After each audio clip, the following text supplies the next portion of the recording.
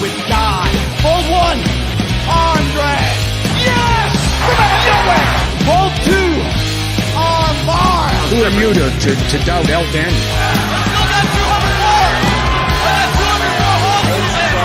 This is Robbie Eagles. This is the loosest in Australian wrestling, Adam Brooks. Hi, this is Mimic. This is 5-time the world's heavyweight champion, the Scrap Daddy himself, Scrap Iron Adam Pearce. This is Brian Alvarez, and you are listening to Wrestle Radio Australia. Welcome to the show, folks. My name is Josh Armour, and thanks very much for downloading Wrestle Radio Australia. This is our first episode. Oh, yeah! G'day, this is Big Brody Marshall. This is Brian Alvarez. This is Dean Brady of the Millennials. This is the Jurassic Punk Sid Parker. How many of you guys have heard the term kayfabe? Hello, doggers. This is Jay Hunter from OSW Review. This is Matt Grim Basso. This is the loosest in Australian wrestling, Adam Brooks. This is Scrap Iron Adam Pearce, and you are locked in to Wrestle Radio Australia. I in the game, I'm champion, I'm Triple H. Undertaker, I'm the maker, bury the brother like Kane. Ooh, 1-3, hit the tombstone, hit the choke slam on face. Ooh, yeah, like a macho heel, turn like Hunter muscle. If you suffer like tomatoes, I'ma keep a couple models. Ooh, and you may call me HBK. When I'm tuning up the thing, you best be getting in my way. Ooh, yeah, I'm degenerate, I love it, yes, I love it. If you ain't down with that, then I got two is where you suck it. Too sweet, put your fangs up. Too sweet, pouring up the cup. Let's be busy 23, got me feeling way too sweet. I was trying to make chicken salad out of chicken shit, and it was just awful. I've turned chicken salad into chicken shit. I will continue to do so. Here I was, blaming AEW for feeding you chicken shit, knowing you mindless millennials would be eating it up as if it were chicken salad, when it's really been your fault all along. Make chicken salad out of chicken shit. People is as people does, that's all there is to it. But a square peg in a round hole just never seems to fit. And you This is Bianca Belair. Hey, this is Kevin Owens. Hey, it's Seth freaking Rollins. It is the man, Becky Lynch. It's Rhea Ripley here, and you're listening to Wrestle Radio Australia. Hello and welcome to Making Chicken Salad, the Wrestle Radio Australia show where we talk about everything going on around the world of wrestling. I am your host, Lachlan Albert, and I'm joined, as always, by a man who's always got some vendetta or another, Todd Eastman. Todd, how you doing, mate? I'm well ready to vendette. As usual, right? Look, we are not, unfortunately, joined by Jeff Setti tonight. He is off on assignment, so we will do our best to cover everything that's been going on as a... Look, your microphone cut out, mate. You have gone silent, which is great for a podcast. Like, no, I still can't hear you because you're just muttering along. I mean, it's the best you've sounded in ages, to be perfectly honest with you. And while we're here, like, who assigns him? Yeah, now you're back.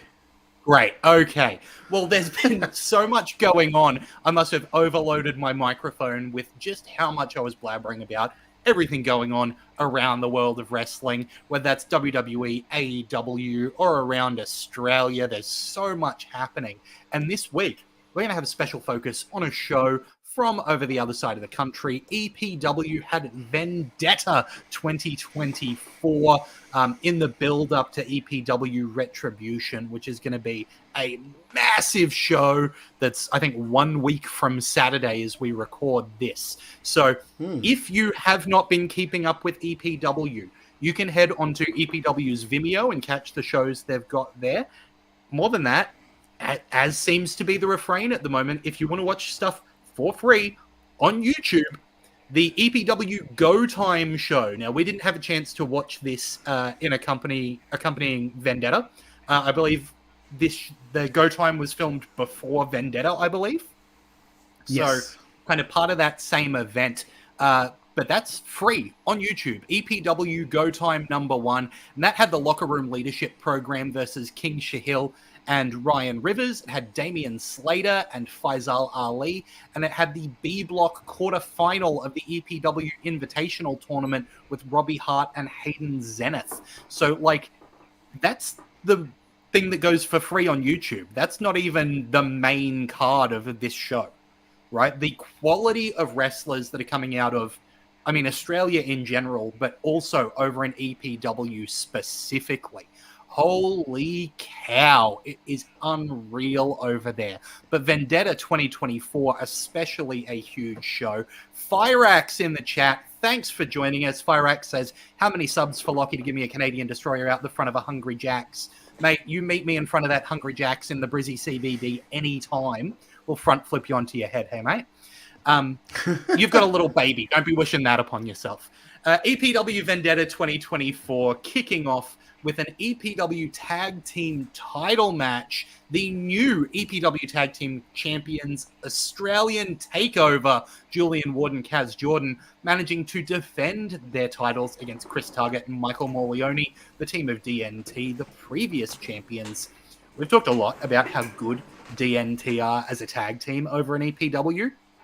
The way that Morleone and Target both have that kind of smash mouth, asshole, heel, just brutality to them works really well as a team. And I was not 100% convinced with adding Stella Nix, but I think that she played into this really, really well. I really enjoyed the way she played interference without making the match about her, which I think can be a hard needle to thread for a lot of managers, and managed to make it convincing that she was trying to cheat to help DNT. DNT did classic heel shenanigans of cutting the ring in half and getting all that heat on the faces. Australian Takeover, Julian Ward and Kaz Jordan. God, it's good to see Julian Ward back in an EPW ring. Dude's a machine. I think that they've changed their name. I think it's called like Always Taking Over now. Like it's still ATO, but instead of like Australian Takeover, it's But instead of Australian Takeover, I think it's like Always Taking Over, which makes sense because I mean they're in Australia now, so it doesn't really. Yeah, calling yourself Australian Takeover in Australia doesn't make a whole lot of sense. No, but, not really. Yeah, I loved the way they worked. You know, having Kaz as the flyer and Julian as the heavy.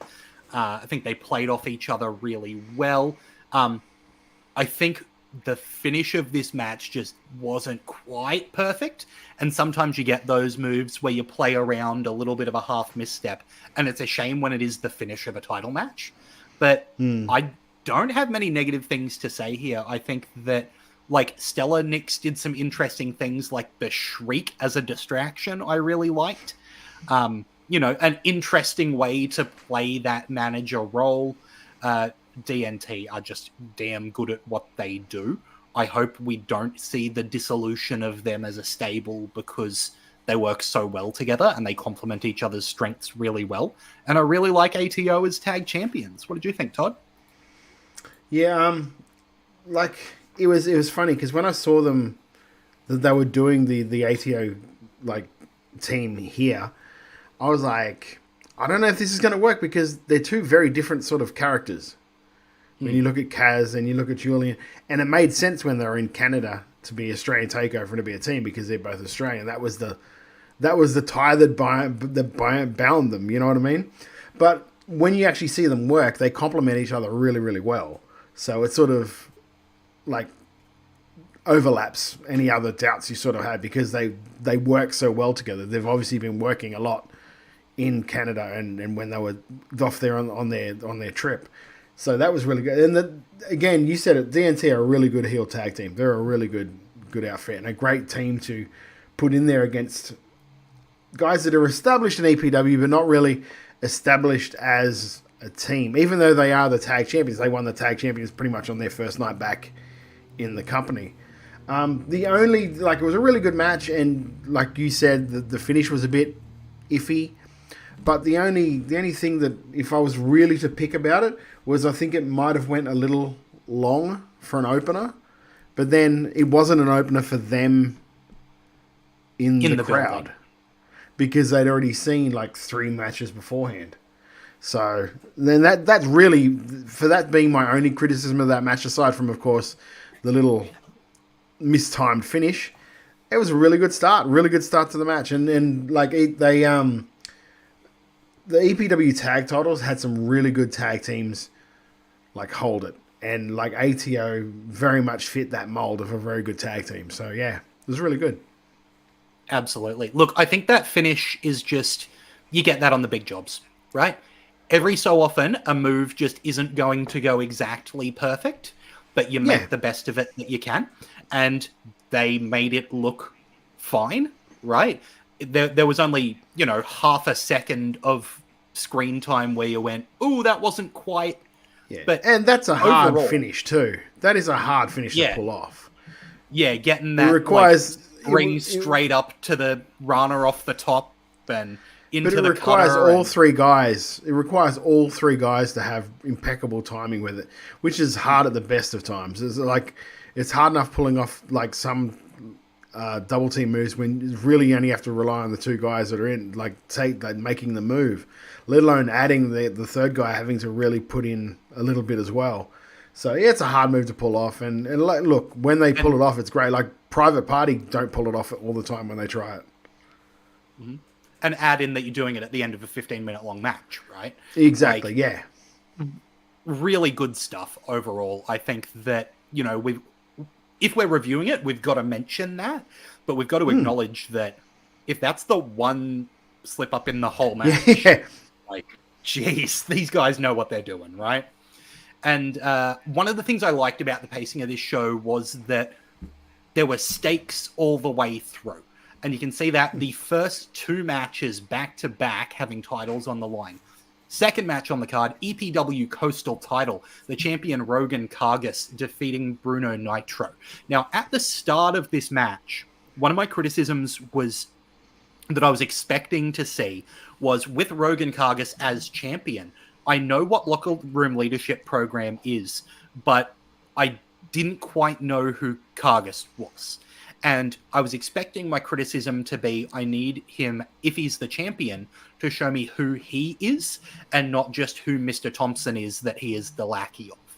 And this was really interestingly done where Rogan kind of demanded that the rest of locker room leadership program not interfere in the match and go back to the locker room.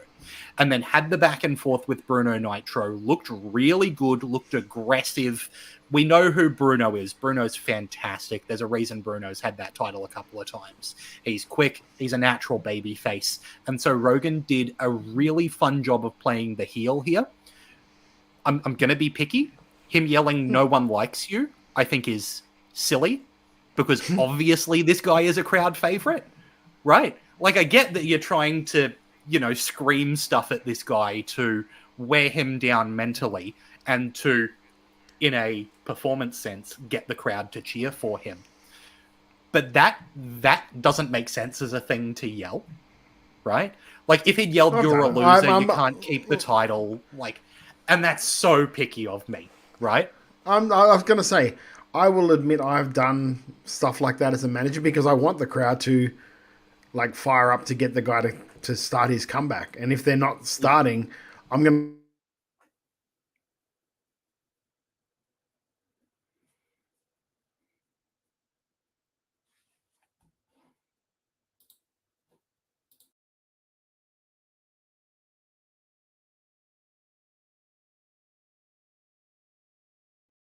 Well, we're having issues. Are you back? Yeah. Are you there, Lachlan? I'm back. Yeah, I think it's me. I think it's my internet having issues, to be honest with you. Right. But yeah, that's such a picky, I think "you're a loser" would have been a better thing to scream at him than "nobody likes you," right? If criticisms they have, that's so picky when Rogan did a really good job of a lot of little stuff like... Your microphone has gone weird. Come on! Now it's back. See, it's back. All you had to do is get angry. There we go. Just had to yell at it a little bit. Yeah. There were so many little things done well, like when Bruno Nitro was kind of climbing the bottom rope to get back to a vertical base. Kargas just kicked the bottom rope, right? And that's the kind of stuff that makes me go, okay, he's an asshole. He likes taking every opportunity to piss this guy off, get in his head, get a little bit of damage in. That is the stuff that I really wanted from this match that Rogan delivered. And then you've got an interesting ending where It looks like Bruno's going to get the win. Locker room leadership program comes out and interferes. Mr. Thompson distracts. Jay Taylor hits the cutter on Bruno and puts Rogan in position to cover, and that's how he manages to retain. And then after the match, Rogan gets mad at the program, said, like, I told you to stay backstage. You should have stayed backstage. And really has a go at him in a way that almost makes them the face and him stay the heel. Like, it looks like that's the direction we're going in, which after locker room leadership program has been the heels, like they're just the easy heels in this company and have been for a while, that the whole storyline is, oh, these guys are jerks, right? Yeah. To make them sympathetic by having Kargas go, don't try and help me, and they're going, you're our friend, we were trying to help you retain that title. Like, I think it's an interesting way to play this out. What did you think? I kind of disagree with you because it's like, well, it's like, I didn't know if he, like, are you turning babyface or are you turning just heel on a heel? And if you're doing that, then the crowd is just going to cheer you because they're already a stronger heel. Like, Mr. Thompson is not going to be cheered by anybody unless really, really put into something where he's doing. And the fact that he's cheating, and it wasn't cheating like, he wasn't cheating because, like, you're our friend and we want to help you. It's that we don't think you're good enough. That's why we helped you. Do you know what I mean? So it was like a very much a, like, I just, like, wood rubbing wood. Like, you just, like, I don't really see, unless there's a spark of something, you're not going to get a fire out of it. It's just, you're just rubbing up against it and you're going to get a splinter. You're not really going to get the desired result you want. Which was like, because I actually think Kargas could be a good babyface. He's got that look to him that he could be a good babyface if given the chance. I just think maybe that if they're starting a babyface turn, they're sort of starting it weirdly. Because I can't see Jay Taylor and Thompson turning babyface at all. But that definitely felt like the way the promo leaned, right? Like, I don't know, Kargas was going him and the crowd was doing like a, ooh. Yeah, but Taylor's unlikable, and so is, like, Thompson. Whereas I can see stuff I would like about Kargas. Yeah. I don't see any real redeeming features in Taylor and I Thompson. agree, but I almost think that's why it's interesting they seem to be going in that direction. It's like, can they play those guys against type? Right? But maybe I'm just reading this wrong. Like, I'm giving it a kind read because I like so much of what EPW does. But I'm looking at it through the lens of, oh, they're about to tell a really interesting story. Whereas if they're not giving it that level of thought, if they've just gone, oh, Rogan, you're turning into a good guy by going against those guys, then cutting that promo didn't work for it. But Yeah. I'm kind of benefit of the doubting it to, is this going to go somewhere? Yeah, I mean, we're just going to have to see where it leads, really. Yeah. I'm just not bought in, like, straight away. Put it that way. Yeah, absolutely. Well, if there's people you're going to be bought in on, it's the two people who are in the next matchup. The Block A quarterfinal match of the EPW Invitational Tournament between Tyler Jacobs and Chris J. Lazarus, two EPW originals who have been around for a long time. This was to go on to the semi-final of the A block, where James Hartness is awaiting the winner. CJL managing to get the win against Tyler Jacobs underhandedly with, look, having brass knuckle shots, trying to get a disqualification win, taking every trick in the book before eventually holding onto the ropes during a pinfall. It made Tyler Jacobs look insanely strong to kick out of a right from brass knuckles, straight on the jaw. Like, that's a massive kick out. And I don't know that I like that was done so early in the match. I think that if Jacobs was going to lose anyway and you want that kick out to happen, I think having it before, like immediately before he takes a big move and then gets the ropes held, was maybe the way to go. I feel like it might have just been a bit too early. But I also might be conflating that with how much I thought the next match did stuff too early. So we'll get to that. But overall, I really like CJL as someone moving forward in this tournament because he's an easy, detestable heel. Like we were talking about people who aren't likable in the last match. Like CJL is just a perfect asshole heel, and he's been doing it for so long that there's no denying it, right? And you've got Tyler Jacobs as a babyface that's been around for a long time that everyone likes seeing come to kick some ass. I thought this was a really good match. I thought that this match was not special in that I think CJL and Jacobs have had similar matches before and may have similar matches in the future. I think they could have this match in their sleep. They're both excellent and they both know each other very well, but that doesn't take away from how entertaining it was. Yeah, I agree. I'll admit I was shocked when it was Lazarus that went over. I thought Tyler Jacobs was going to win this just because of the way that the commentary were telling the story about this is probably Jacobs' last go round. He's really he doesn't want to retire. This whole story going on. I'm like, okay, he's going through. He's going to go through to the final and maybe lose at the final, so he just gets to that very final. You know what I mean? I was not expecting him to get knocked out here. And the way he did was really good too, because they didn't do it so it was a clean win. It was a dirty win. It was a win right up CJL's alley. That's exactly what he does. There is no, you don't feel, there's no ambivalence to the way you feel about CJL. You just don't like him. And he makes sure you don't like him, which is what I like about heels. I don't like heels where there's a chance you might like him. Because to me, that's not bugger the grey what area. our job is. I don't like grey. I don't like the crowd to make the mind up for us. We're telling the story. They're not telling the story. We can listen to their cues, but at the end of the day, it's our narrative. Do you know what I mean? If that makes sense. So if you take that out of the hand, I don't care. There's nothing I like about him. I don't care what anyone's trying to tell me.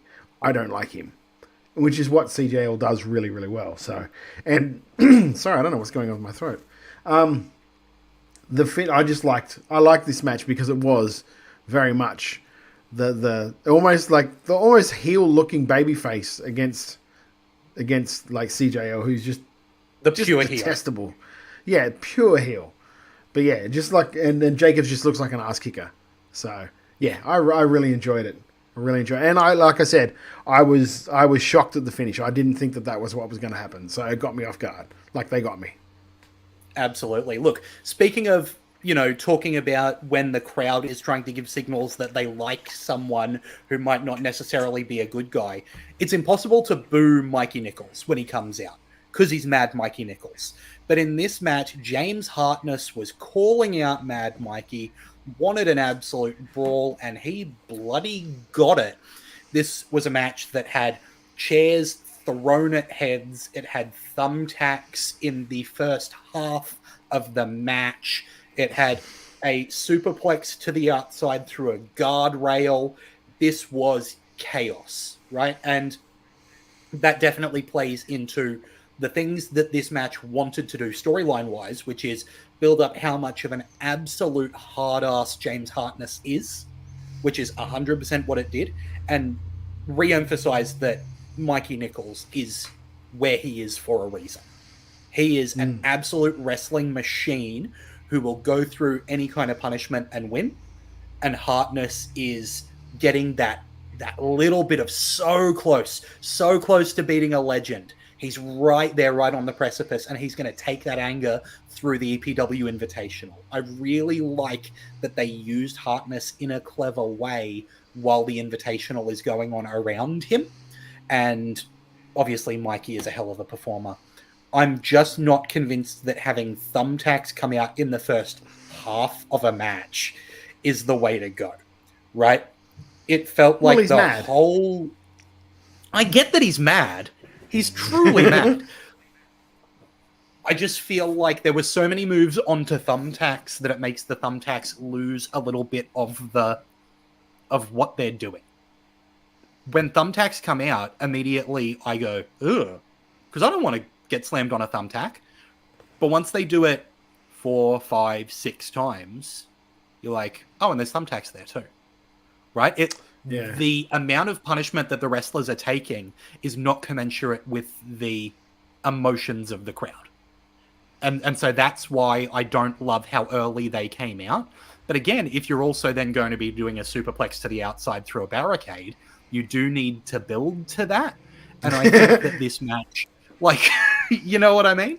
So I think that this match did a lot of stuff. I don't necessarily know that the order worked for me, but I think that this was clearly, and again, flavors of ice cream, right? This was very well performed, well put together. These guys both look great coming out of it, especially because it was kind of a roll-up win from Nichols, so it makes you go, oh, Hartness could have had him there. I liked this match a lot. Yeah,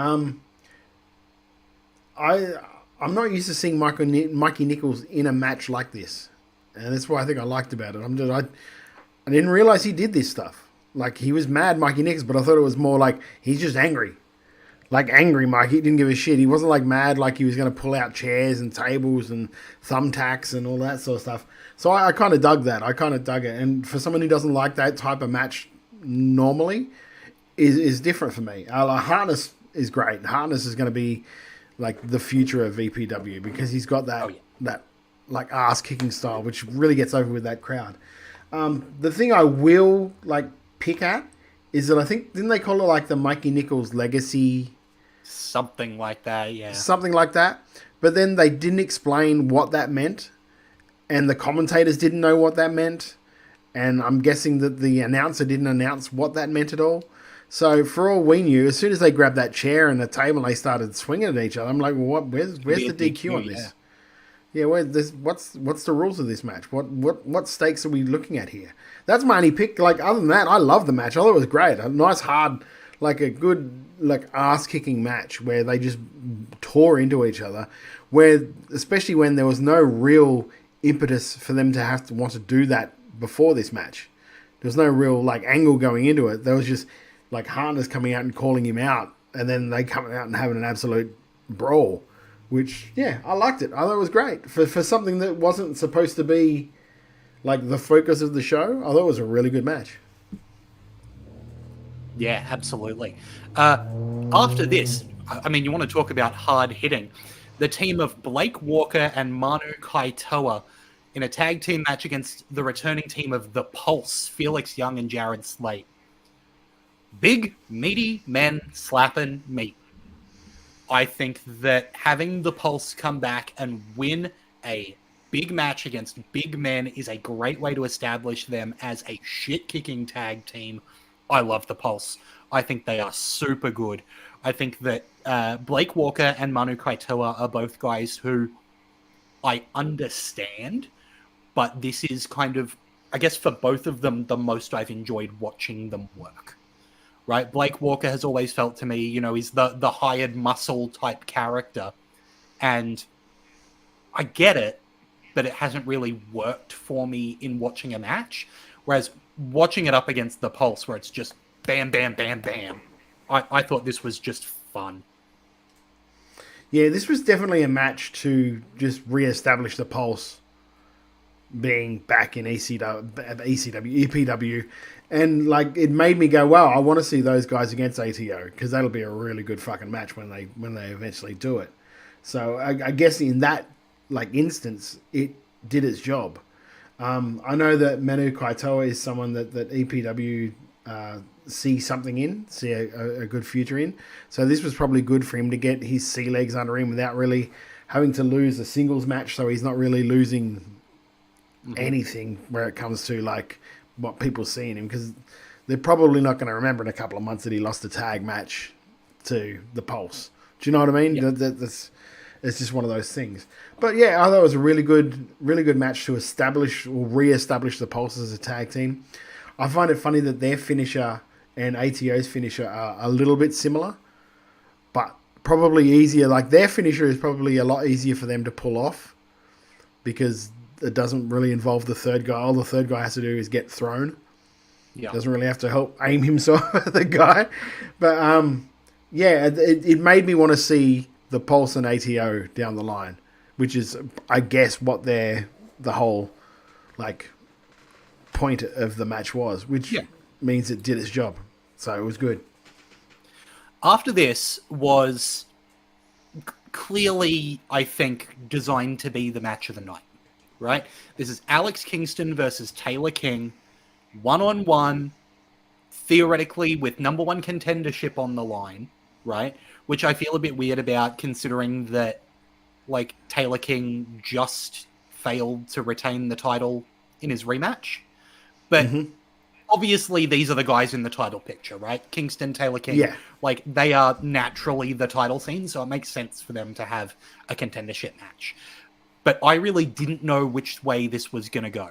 And when they wrestled back and forth for 20 minutes and then ended the match with both of them simultaneously rolling the other up into a double pinfall for a no contest, I'm not mad that we're getting more of this, right? It's great to see Taylor King back in wrestling after he had that terribly timed injury when he was champ. Alex Kingston being back is just fun because the guy's always been able to wrestle. This was two very good wrestlers putting on a very good wrestling match that presumably we will see more of in the near future, and I am not upset about that. Yeah, I mean, it's weird because, like, does this go to another match between the two guys, or do they just throw those two guys into a triple threat with the champion, who we'll talk about in a second? And if they do that, hasn't that kind of just been done not too long ago with EPW? So it's like, I'm not quite sure where they're going with it, which is cool. I mean, we'll find out. I mean, you could do something like a 30-minute Iron Man match between those two now, instead of having to go the three-way route. Because that's what I'd probably do. Because I'd be like, oh, look, we did the three-way a while ago. These guys both pinned each other. Why don't we go, okay, you guys have got 30 minutes. Whoever's had the most pins at the end of those 30 minutes, that's your new number one contender. Because that, to me, means that guy has earned that spot then. Like, through the trial of fire that is his opponent. So that's probably, if they'd given me the pen for this, is where it'd be going. I have no idea where it is going. I don't know if they're just going to put him into a three-way. I know it won't be for the next show because there's the TMDK versus EPW thing, so that rules out a title match. But you've still got, like, Reawakening in December, so, and they usually want a big title match for that. So who knows where this goes? It's still very, and you've still got, well, we can talk about it later because I don't want to really ruin what we got going on next. But other than that, it was a really good match. Time to build for Reawakening, right? Like, if you want to do something big, you can either have Kingston and Taylor King decide who is the title challenger before Reawakening. You can have Kingston and King build up as a big marquee match for Reawakening. Like, there's a couple of months there to make those decisions. Yeah, of course. Yeah. The main event did not go as long as Alex Kingston versus Taylor King. Far from it. So the EPW heavyweight champion Jesse Lambert coming to the ring with a marching band playing Teenage Dirtbag and Eye of the Tiger, and then Marcus Pitt picks him up, fives him, and wins. New champion Marcus Pitt, now a 7-time heavyweight champ, and Jesse Lambert loses the title. Really quick. For someone who went through absolute from bell to bell, it was 27 seconds. So there you go. For a dude that went through in the chat. For a dude that went through absolute hell, getting the absolute shit beaten out of him by Damian Slater and still coming out victorious, and then the other stuff he's done, to have him lose in 30 seconds is shocking. And sometimes that's a good thing. Sometimes, like, not every wrestling match has to go a half an hour. Not every wrestling match has to go like 30 minutes. Like not every wrestling match has to go like 15 minutes. You can knock someone out quickly and end that match. And why can't that happen in a main event? Like, didn't they do that with, like, Goldberg and Lesnar or something like that? It went really quickly back in the day. Those, of course, is a very different beast because that's two absolute, like, meat mountains hitting each other. But still, like, if we're in a real world and we looked at Marcus Pitt and we looked at Jesse Lambert, you wouldn't say that that's a shock. But it's wrestling, and we've seen Lambert doing stuff like that before. But there was also, too, the intro was a very sort of like a almost a cocky-ish intro with Lambert talking about beating LFM TMDK and he's going to retire another one tonight, and you know what I mean? The whole TMDK's worst nightmare. Yeah, exactly. So it added more to it. So, and he's like, I think he's the captain of EPW against TMDK in Retribution. So we're going to see where this goes. This is going to be interesting. It was, again, I would have loved to have been in the building when that happened, just to feel how that crowd felt, because it didn't really come across by a video. But yeah, I would have loved to have been in that crowd to feel the reaction, because I dare say it would have been amazing to get that. What do you mean this is over? What's happened? Is somebody injured? Is that they have to call this early? What happened? And it was none of those things. He just lost. Yep. Bloody DJ in chat says a good match is just a good match, regardless of time. And Nathan Hamlin adding, Marcus Pitt is a pure athlete, though. He's a monster. It's absolutely, Pitt is incredible, right? There's no doubt that that's a guy who is world champion material, right? Yeah, well, he's six-time champion now. Yeah, and Nathan says the air got sucked out of the room. It was beautiful tension with Pitt looking massive. And that's what's interesting about it, is that it really does make the future of the story interesting. Where does Pitt go from here? Where does Lambert go from here? Right? What does the future of Kingston and King look like if they're number one contenders? Are they coming up against Pitt? Is Lambert going to be in the background of that? Is Lambert going to be in the foreground of that? Where does that go? Is it four-way for the title that we're building towards at Reawakening with Kingston, King, Pitt, Lambert? Right? There's so many permutations of this that are all interesting. And it's also the fact that, like, Lambert's character he is the underdog. Mm-hmm. And guess what? Most of the time, the underdog loses. And I think the EPW crowd kind of lost sight of that. Yep. Because they were just playing along with him being on the biggest run of his life. And that run's got to end eventually. That's right. The character doesn't mean anything if he always wins his matches. Because that's not who he is. He's a kid who's up against the odds, who shouldn't be on top. But because of his heart and his soul and his spirit and dumb luck, he made it to the top.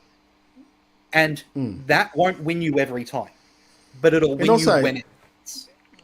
If you want a little nugget, they played Rocky coming out, right? He came out to Rocky. What did Rocky do in Rocky 1? Lost. He lost. Yeah. So, yeah. Great. One of the things that I say about EPW whenever we talk about it is it's really clear how well thought through a lot of this stuff is, right? Things don't just happen. They get placed in very carefully. And even when we had things, Andy's Twitch says, come on, guys, spoilers. We're reviewing the show, Andy. Sorry. No, I think he's talking about Rocky. The 1979 film Rocky. Sorry, we are going to... I don't know if you know this, but the Planet of the Apes was Earth all along. I'm sorry to be laying that. But I think that a lot of what was on this card has really well positioned the future of EPW. So if you want to see the future of EPW, Retribution, a week from Saturday, October 5th, at Scotch College. It's a new venue for EPW.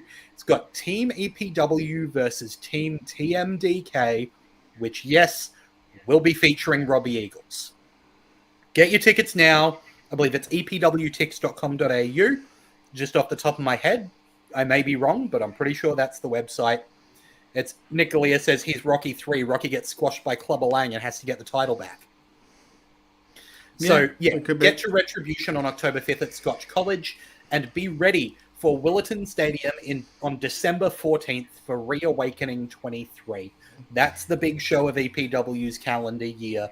December 14th, we know that Willerton Stadium's a great venue for them. It's where they put on the Super Show last year. It's where their biggest shows have been, or this year that Super Show was. So Reawakening 23, with everything they're building here. Yeah. I have a question, and maybe Nathan Hamlin can answer this if he's still watching.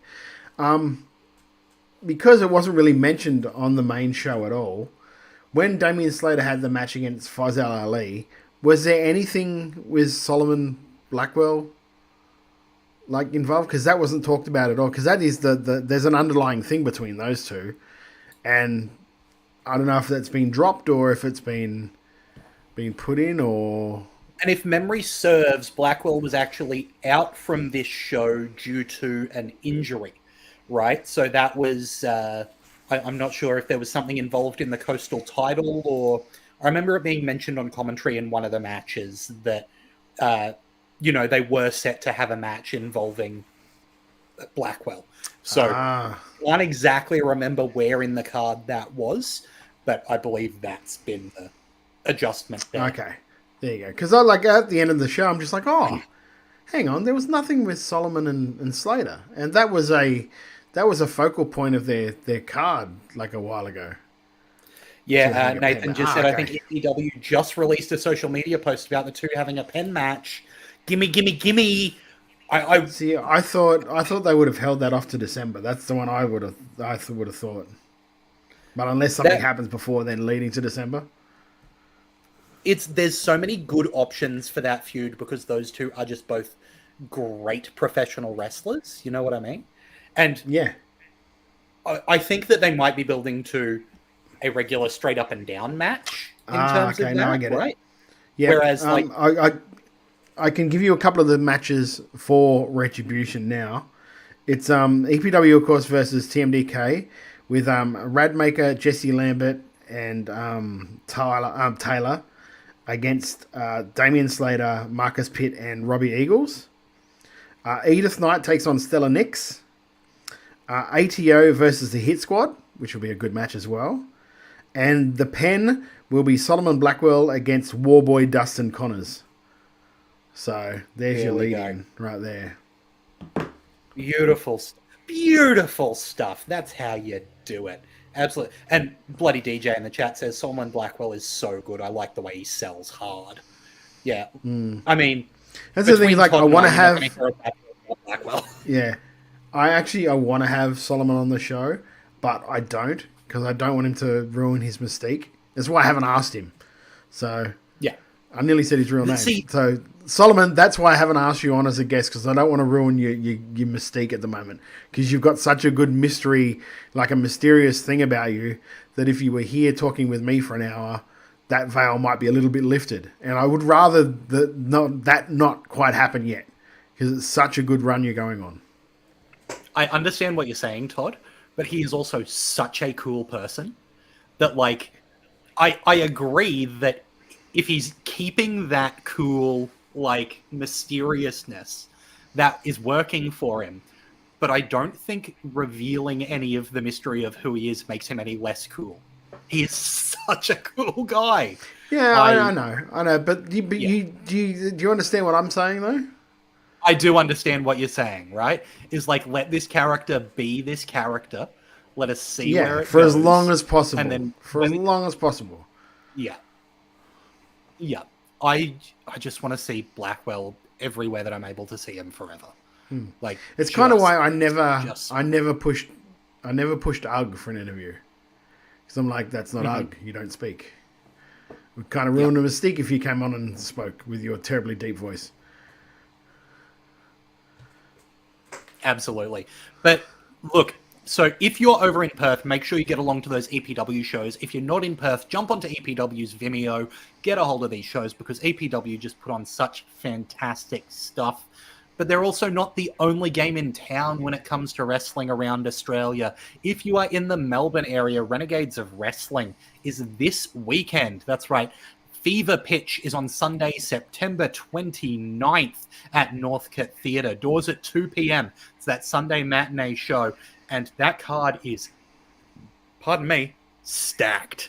It's got Jake Taylor versus Matty Romano for the Wrestle Rock Championship. It's got Emin Osman versus Famous B for the Renegades Championship. It's got Aisha versus Katie Lux for the Renegades Women's Championship. It's got Tyson Reed versus Mad Dog. It's got Jarvis versus Mitch Waterman. That's the story of Mitch hunting down the team of the, what are they called, Emin's group? They're not called the Ambush? Renegades. Ambush, thank you.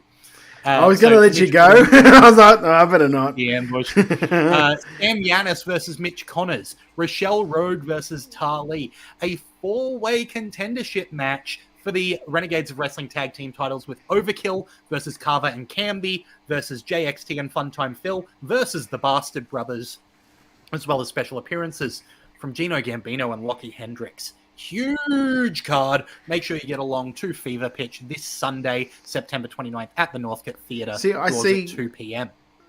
Sorry, I see Nick Galea in the chat saying, "I'm stoked for Renegades. Some really good prospects from Melbourne getting a shot." Nick, who is Matty Romano? Because I haven't heard of him. So if you can enlighten me on who this guy is, because I've never heard of him before. It's just maybe someone who's like ducked under my radar. But yeah, I haven't really heard of him before. He looks suspiciously like bloody I can't remember his name now, so I'm not going to say it. Mike Boomer. A little bit. That's who I got from him immediately. Yeah. But look, if you want to see wrestling in Australia, it's not just limited to Australian names. There are big names coming. Here we go. Matty Romano is a Carlo Cannon trainee. He's wrestled in Malaysia, says Nick Galea. Galea's onto it. He knows his stuff. Yes. Renegadesofwrestling.com for tickets for that. Thank you. In a couple of weeks' time, unfortunately, I'm missing the biggest weekend in Australian wrestling this year, as it normally is. PWA Black Label presenting Coliseum on the 12th and 13th of October.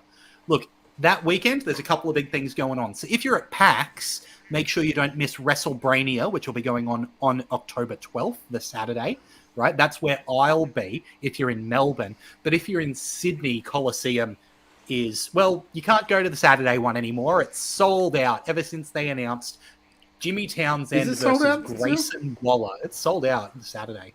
Or did they add some standing room tickets? I think they added standing room tickets. You talking? I'll look. Okay.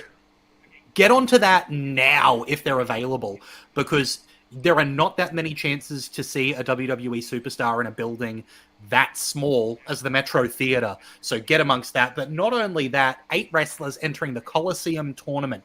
Tommy Knight, Ricky Utami, Big Fudge, Kai Drake, Lena Cross, Robbie Thorpe, Charlie Evans, and the PWA champion, Jessica Troy, defending her PWA championship every match of the Coliseum tournament that she will be in, as well as a City versus Country showdown with Dropouts versus North Shore Wrestling, and Rugby League legend James Graham competing in his pro wrestling debut with Jack Bonza against Ricky South and Backman. Crazy card. And Andy Switch is predicting Jess runs the table. So that's a big call. Look, I am going to say I think it's Fudge's time. I'm predicting Fudge versus Troy as the main event, with Big Fudge becoming the new PWA champion. That's my call there. I've been loving the Fudge story. I can literally hear some wrestling forums in Australia exploding at you saying that. I can literally feel them exploding right now. It'd be so amazing, but it feels dumb to bet against Tommy Knight, right? Yeah. Like, everything Tommy Knight does, he's incredible at. Kai Drake is ready for his, big coming out moment. Nick Galea says Chevs to win. I think Jess getting bounced in the first round would do wonders for her as a character. There's so many ways that this could go, and we need to give a little bit of a shout out to Ricky Utami, who... Utami. I don't know. The former Rufio, who has shed the character, a mainstay here in Queensland after returning from a stint in the UK. He is just fantastic, always delivers. Really good to see one of the Queensland guys making their way down to Coliseum, and whatever match he's in that first round will be excellent. I can just about guarantee it. There's some standing room only tickets still available for the Saturday night, and some silver and standing rooms for the Sunday. So if you're in Sydney, get along to it. Andy saying Robbie Thorpe is the sexiest man, woman, or beast in Australian wrestling. Holy fuck! Hard to argue. That's a good looking fella there. You leave Elliot Sexton 2 alone. if you're up here in Brisbane, tickets for the Pro Wrestling League with Renegades of Wrestling Australian Wrestling Super Show the night before AEW Grand Slam, that's the 14th of February, are now on sale through OzTix. Ringside sold out, by the way. That was always going to happen. So, man, I love that venue, right? It's at the Eaton's Hill Hotel in the Grand Ballroom there. Every spot you can get in that building is going to be good. Standing up in the mezzanine will be fantastic. Any of the seated seats are great. Get along to that show, that super show. Yeah. Again, February 14th, the night before AEW. I'm just going to say, you never know who might show up. You truly never know. Also, coming around... I do know that they put out a social media post saying that... They welcome other promotions from around the country to want to be a part of it, to get in contact with Pro Wrestling League and have a chat. So, like I said, you never know who's going to show up from any 3 letters or 4 letters around the country or who knows where else. So, yeah, really exciting. Nick Galea says, keener for PWL Renegades than AEW. Been wanting to make it to Pro League for a bit. Honestly, they could move the AEW show to conflict with PWL Renegades, and I'd go to PWL and Renegades. That's how pumped I am for that show. It's going to be unreal. It's going to be... And it's much cheaper, by the way. But also coming around, and Bloody DJ says, cannot wait to see both Beast Eastman and Lachlan Albert at Wide Bay Pro Wrestling in 3 weeks' time, for we run this town, best manager and best announcer in the same building. Oh, appreciate you, Bloody DJ. Yeah, absolutely. Get along to We Run This Town. Not World Series, that's what I'm about to promote. Wide Bay Wrestling. We are careful promoting it because we're so involved in it. But as someone who just gets to sit and watch most of the show, it's so good. Absolute excellent wrestling there. And World Series wrestling. To be honest with you, I purposely don't tell Lachlan what's happening on those shows as well. Yeah, and because I want to get surprised by it. Right? Because they're that good. So, like, I always have my couple of guesses because I know how Todd books things. I know some of his little quirks. So, when there's a surprise coming, I notice things and I go, ooh, is that building to something? And it's always better than I expect. It's so much fun. But yeah, World Series Wrestling is coming around for their 20th anniversary, the World Series Wrestling Legacy Tour next year in March. You can catch them in Melbourne on Friday the 28th at the Melbourne Pavilion, Brisbane on Saturday the 29th at Eaton's Hill Hotel, Adelaide on Sunday the 30th at the Adelaide Oval, and Sydney on Monday the 31st at Panthers Penrith. And the card is already looking stacked with only 6 competitors announced. It's huge. You've got Nick Nemeth, you've got Matt Cardona, you've got Ash by Elegance, you've got Matt Riddle, you've got Raj Desi, and finally making his way to Australia is Danhausen. I am so excited for that tour. I've been requesting Danhausen be on World Series Wrestling for about 5 years now, so I'm very excited for that personally. But yeah, make sure you just get around Australian wrestling because it's so good. There's so much happening in Aussie wrestling. And the best way to keep up with it is to subscribe to Wrestle Radio Australia. It's free. You can do it on Apple Podcasts, Spotify, YouTube, Podcast Addict, wherever you get your podcasts. You can come along and hit subscribe or follow. We are going to keep talking about everything going on around the world of wrestling. Before we do that, mate, I just want to say, next week we're going to be reviewing Worlds Collide. So it should be quite interesting because the reaction I've seen online to some of the matches, it could be quite a controversial little review. So it's going to be very interesting to see because I think it's up on Friday, if I'm right. That sounds on Horizon, Stream Horizon, yeah. So we're going to watch that and we will talk about that next week. So that's going to be. I've got a feeling there's going to be some back and forth. I think there's going to be some very interesting takes from not only like you, myself, you, and Jeff, but I've got a feeling that the people in the chat are going to have their say as well. They probably have already started. So there we go. Confirm they have. There we go. It's like I know my audience. So look, you don't want to miss that. Make sure you subscribe to Wrestle Radio Australia, and we'll be back to talk about what is going on around the world of wrestling right after this.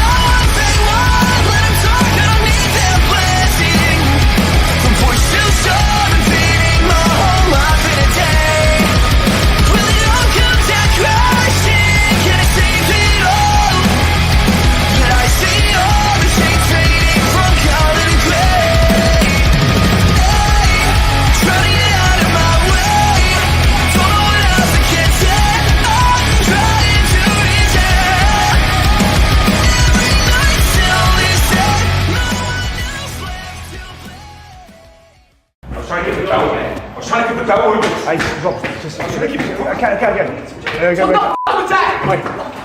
I told you not to tell that prick to come out here. I'm sorry. I told you I didn't need you guys out there. Sorry, man. This is bullshit. No, you stay back. This is bullshit. Shut up! I'll make it up to you, Adam. I'm so sorry. I'll make it up to you. I promise you. Shut up! Shut up! Hey, he was This the is champion. Hey! Chill. He's the one without the belt. Shush. Chill. Shush. What are you looking at? What are you looking at? I'm not doing anything, man. Go ahead. Hey! Stop it. Both of you, stop it. We need to make this up to him. We need to make this up to him. Okay? I'm fine with that. Is he? We good? We need to make it up to him. Hey! We good? Yes. How'd you do it? I'm gonna go try to call him off.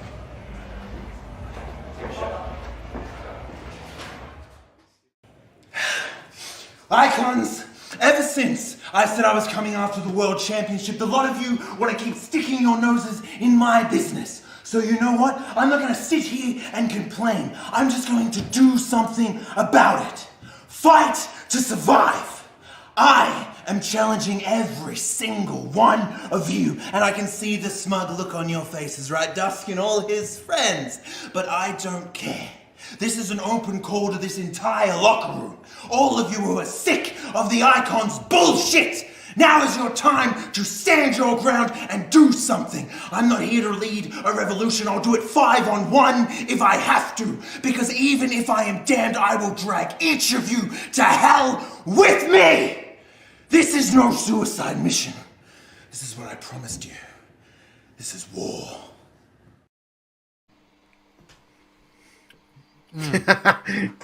Got him in mid-chew.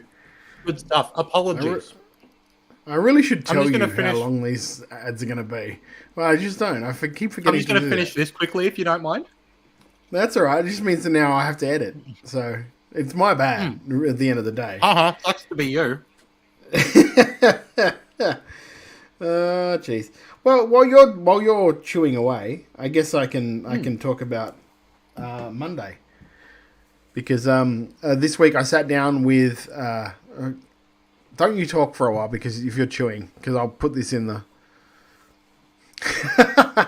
Okay, and... There we go. See, there we go. Oh, he did a clap with no mic. That's awesome. Welcome back, everybody, to Making Chicken Salad. I am your not host, Todd Eastman.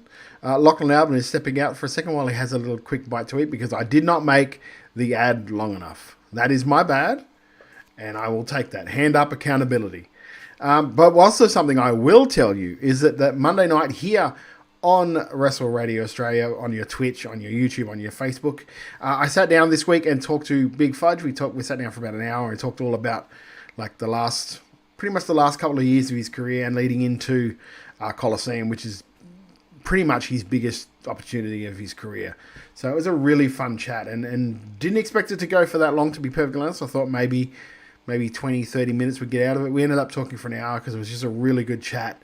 A really good thing to see. Sort of like a little bit behind the character as well of Big Fudge, which is something you don't always get to see. So, Monday night, 8 o'clock. Where you're watching this, where you're listening to this on podcast, myself and Big Fudge doing a one-on-one interview. So there we go. How are you, Lachlan? Are you done? Are you chewed up? Oh, that was the best dinner I've ever had. No, I'm not going to repeat that, Todd, Andy. Coming back to talk about what's going on around the world. If a show happens and no one goes to see it, did it really happen? So, over in the WWE, Jey Uso won the Intercontinental title on Raw, defeating Bron Breakker in a great main event. But did they pull the title off of Breakker too early into his fresh push? I guess is the question here, Todd. No. If anything, they gave it to him too soon. I think like we argued about going into like WrestleMania. Should it be like it shouldn't be Sami Zayn? It should be like Gable. Like there was two people I would have picked rather than like Sammy to win that IC belt, it would have been Chad Gable or Jey Uso, because Jay's been ready for a while. He's like one of the highest merch sellers for the WWE at the moment. He's definitely gets the best reaction out of the Eddie crowd when he walks out for Raw. Like, it's the fact that they haven't pulled the trigger on him before now. And just when you saw his reaction after winning that, the thing that they filmed after the show, tells you how much this meant to Jay. So, yeah, I think that it's good that they did it. It's definitely threw everyone a curve, because I don't think anyone expected him to win that on Raw this week. No, because I saw your normal shit posters on X, like bragging before Raw, going, you couldn't telegraph Jay losing again more if you tried. So, which was fun to see the replies after Raw. So, but yeah, I look, never been the absolute best wrestler, but hell of a personality, and like works the crowd well, and is a good wrestler. Like, he's not fucking like Zack Sabre Jr. by any means, but he gets the reactions out of the crowd, and half the time that's the battle. And I also think, like, from what I've heard, he's working against a lot. I actually heard from Rikishi that every cameraman gets to slap him in the face once before every show. So that's how WWE is treating him, according to Rikishi. Yeah, it's and ruin his marriage. Yeah, that's right. Did you see? So this is very off topic. Was it Jimmy the other day that Rikishi tweeted out a picture of him with praying for my son, and everyone's like, what's going on with Jimmy? And everyone's response was, Jimmy's fine. He's here. There's nothing wrong with Jimmy. I'm like, you know, the funny thing is, right? And like, forgive if this is completely wrong, then you can like definitely take me to task. But I remember, because my wife used to like watching Total Divas, right? And Naomi was one of the. I know, one of the women in it was Naomi, and of course Naomi's married to Jimmy, and like the way they described their relationship with Rikishi wasn't exactly of the loving father who was always there for them. Like, the dude just wouldn't show up for stuff. So the fact that he's all concerned now when he's got a podcast he has to get out there makes me laugh sometimes. Yeah. Maybe I should have a son in the WWE. Maybe that'd get us to more listeners. No, I really think that Jey Uso really deserves this IC title run. I think it's a great point in his storyline to get that. I think that Braun, like you said, I think him getting that title that early is a huge push for him. And while I would have liked to see him more dominant with it, I really like the idea that him not having the title anymore is just going to make him angry, and they're not going to let him get back in the title scene very soon, and that's going to make him even more angry, and he's just going to continue being Braun Breaker. Like, that's what I'm hoping for. Yeah, and then the thing that too is that, like, I think this puts a spanner in the works of what people thought maybe was going to be Survivor Series with, like, Bloodline versus Bloodline, because I don't know how you get Sammy and Jay into that right now with the way that both of their angles are going with him and, like, Sammy and Gunther, and now Jay as the IC champion. It kind of makes it hard when is Survivor Series, like November? End of November normally. End of November. Kind of makes it hard I don't know if he's got time to be able to recruit those guys to come up against, like, the new Bloodline, if you know what I mean. And I do know, I believe I heard, I might have been on this week's or today's Wrestling Observer, like Brian Alvarez was saying that Hikuleo is debuting in NXT, so he won't be going straight to the main roster, which is good, because that guy does need a little bit of seasoning. So, now, was there a report on his new name?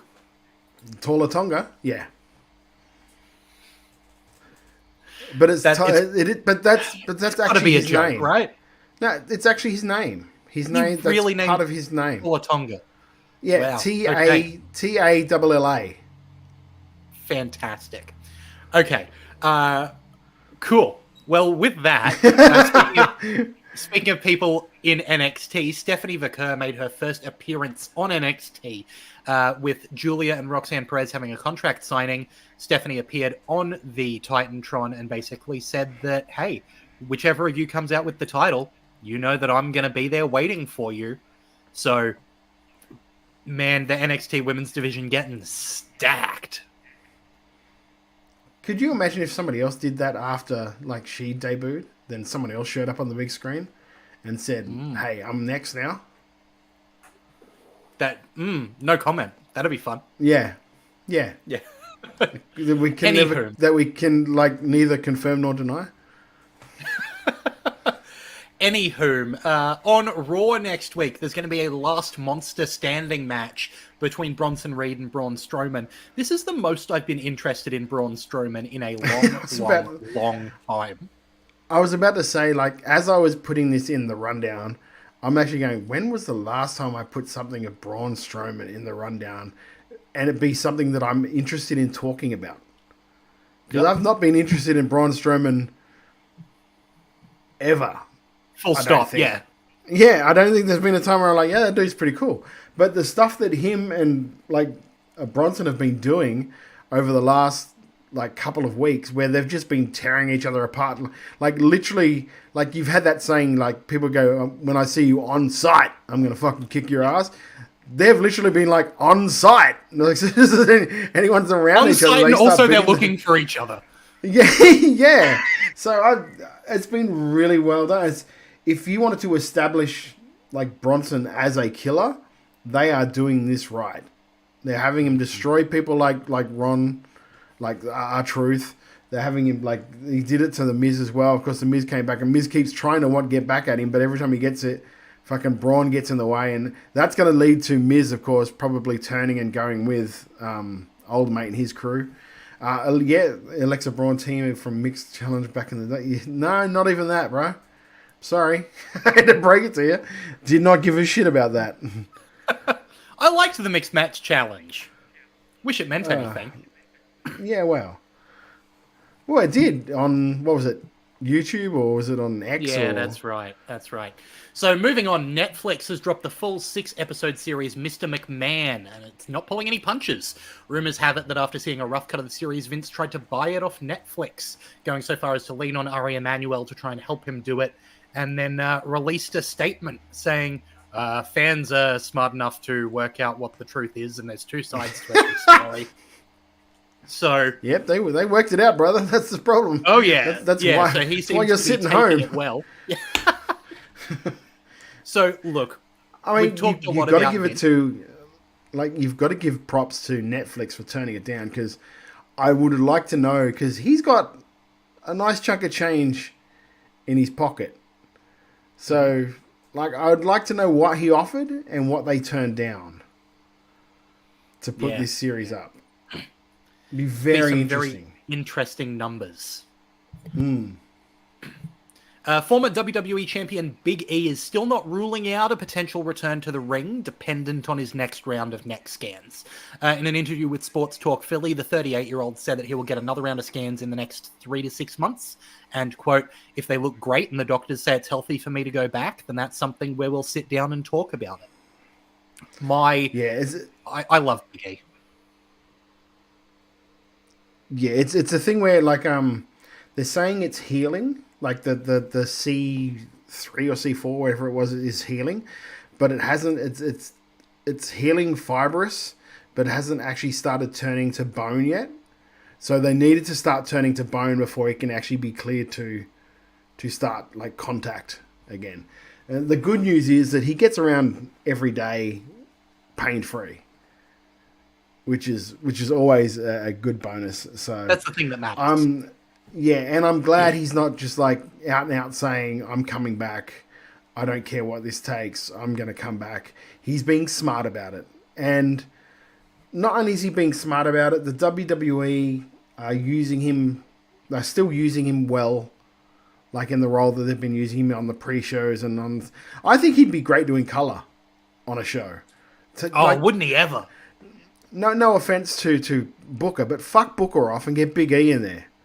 Give me Big E and Vic. That's a good team. I like that. That's an NXT. That's an NXT show I would love to watch.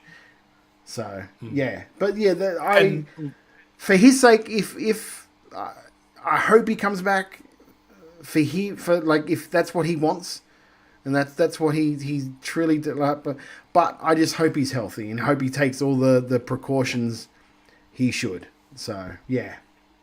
And look, he's got a job for life. You know what I mean? Like if he wants to be doing something, WWE will have him there. And if not WWE, someone will have him somewhere because he is such an entertaining person. And he seems to be doing really well. His partner is Mia Yim's sister. So often if you're, on social media, you see the three of them hanging out and it's entertaining. So yeah, it's the most Keith Lee gets seen nowadays. Yeah, that's true. Last Thursday, WrestleVotes Radio reported that SmackDown will move to 3 hours on USA Network, starting on Friday, January 3rd, 2025. Dave Meltzer followed up on that report in the new issue of the Wrestling Observer newsletter, writing that those in WWE have said they're open to discussions about the runtime of both Raw and SmackDown, but nothing is final yet. I'm also hearing reports that Survivor Series is going to have a 30-man over-the-top rope elimination match, and Royal Rumble is going to be 6-on-6 elimination style. So while we're just flipping things, no, look, I really enjoyed 2 hours of Raw, right? Yeah. Like, that news was wonderful. The idea of SmackDown then going to 3, just to totally reverse that news, I don't know. Like, we'll see what happens. The thing is, though, we don't know if Raw's going to go back to 3 hours when it goes to Netflix. And also, like, the whole thing about SmackDown going to 3 hours will all be just dependent on if USA want to pay them more money. Because they're not just going to give them an extra hour for free. So it's going to be dependent on that. And at the end of the day, like, I remember listening to an interview with Nick Khan like a while ago. And he was like, we'll do as much content as people want to pay us for. So if they want to pay us to do a 4-hour show, we will do a 4-hour show every week because it makes us money. And that's what we're supposed to do as a company. Surprisingly enough, you wouldn't think companies are there to make money, but hey, that's apparently their mission. So yeah, it all depends on the bottom line. I kind of hope that they don't, because I like a 2-hour show. I like 2 hours of Dynamite. It goes quickly. It's the last hour always feels like a drag of Raw. So yeah, who knows? We'll see. Look, they've got the talent pool to do it, right? It's not that they can't. It's that it's easier to watch a 2-hour show than a 3-hour show. Yeah, 100%. Because a 3-hour show for me, because I'm old school, 3-hour show for me, that feels like a pay-per-view. So that's watching a pay-per-view every week, and I don't really want to do that. No. But it feels like we do that as well. So yeah, speaking of pay-per-views, a week from Saturday, October 5th, so in Australia, a week from Sunday, is going to be Bad Blood. It's going to have matches like Damian Priest versus Finn Balor. It's going to have Women's World Champion Liv Morgan defending against Rhea Ripley with Dom suspended in a shark cage. It's going to have Roman Reigns and Cody Rhodes versus Solo Sikoa and Jacob Fatu. It's going to have a Hell in a Cell match with CM Punk versus Drew McIntyre. What do you think of the card, Todd? I think if you are ever in doubt that Triple H is booking now, just look at Dom being suspended in a shark cage. Because that is NWA booking in its finest. NWA, like late 80s, early 90s booking. Jim Cornette was in a shark cage more than he was out of it, I think. So I love those old school like steps, stuff like that, to take the manager out of the equation. We're going to put him in a shark cage and hang him above the ring. And you know at some point he's going to throw a gimmick out to his guy and it's going to mess up and someone else is going to grab it, and that's all the fun of it. It's yeah, exactly. Andy's Twitch says, I can't wait for Dom's histrionics behind. That's the thing about Jim Cornette. Used to always complain that he was afraid of heights. So when they put him in there and started lifting 100%. Him up, he'd just start screaming bloody murder, which is great. The thing is that people don't know that stuff. Yes, yeah, he is. The thing about the show that people aren't quite sure of yet is what is closing the show. Is it going to be Roman Reigns and Cody, or is it going to be the Hell in the Cell match? I don't know how they follow the Hell in the Cell match, to be honest with you, with just a normal straight No, I tag. think Hell in the Cell's got to be the main event. Unless there's some people debuting, which I don't know, because I know it's not Zilla, as much as people are saying maybe he's doing because he didn't show up on GCW, and he didn't show up on GCW because he tried to renegotiate his fee, and Brett Lauderdale does not fuck with. So he just went, fine, I'll pull you. Simple as that. So I don't think it's him. And like we heard this week that Hikuleo is going to be debuting in NXT.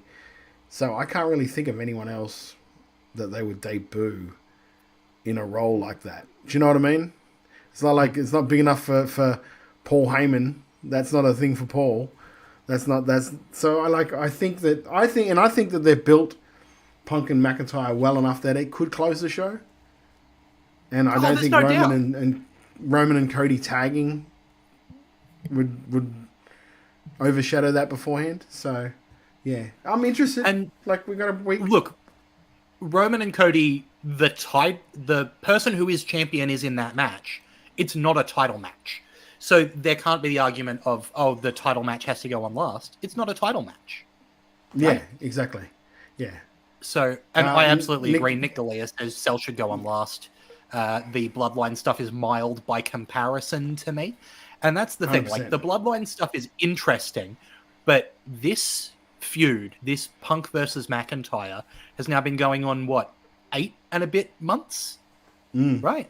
This is a long time coming.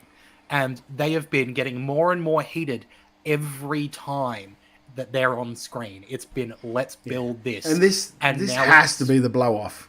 This has to be the blow-off. Hell in a Cell. You can't... I don't know how you go higher than this at the end of the day. So, this is... And I think it should close the show. I hope it closes the show. Yeah. Next thing you know, it opens the show.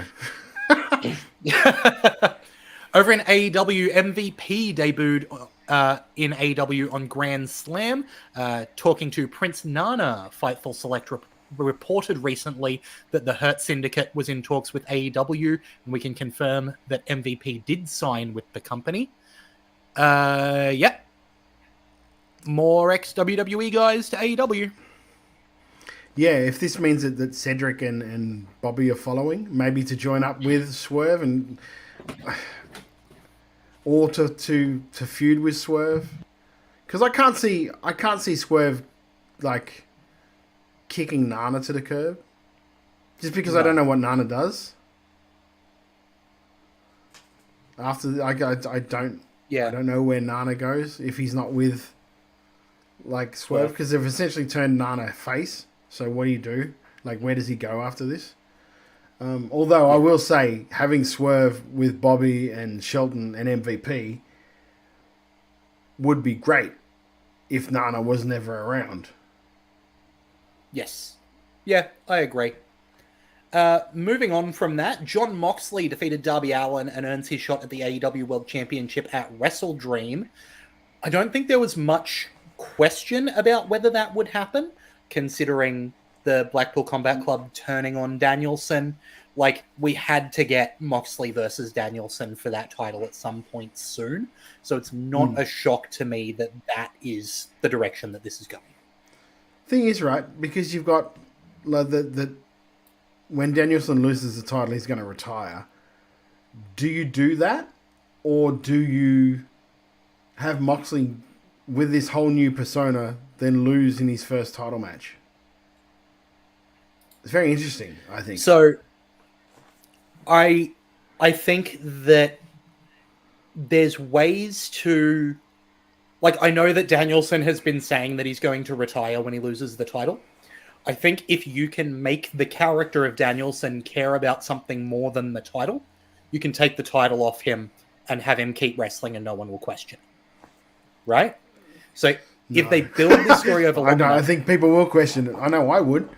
He said he would retire, and then you're going back on it. That's a key fucking tenet of a babyface to not go back on their word. Like you literally have to be dragged back like Randy had with Elizabeth and getting like attacked by Jake. Do you know what I mean? Like there has to be an actual reason for you to come back and to do it. And why would Moxley be egging him to come back when he's already got his title? Yeah, I feel like that there's going to be a non-title Moxley-Danielson match. I really do. That's just my instinct, is that I don't think Moxley beats Danielson at Wrestle Dream, but I also don't think that story's done at the end of that night, right? And I think that the title moves elsewhere, but that story continues just a little bit. So that's the way I see it going. Tony Storm's first match for Stardom in 5 years has been announced. Storm and Mina Shirakawa versus, I can never say the name right, Azumi and Miyu Iwatani is now scheduled for the promotion show at Korakuen Hall on Saturday.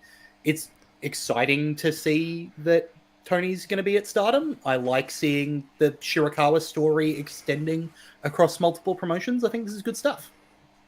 Yeah, especially when they did the thing apparently today where Mina sort of celebrated with Mariah but didn't do it exactly like wholeheartedly celebrated with her. So it's going to be interesting. I put that in there because I know you'd be interested in having like seeing Tony Storm back at Stardom.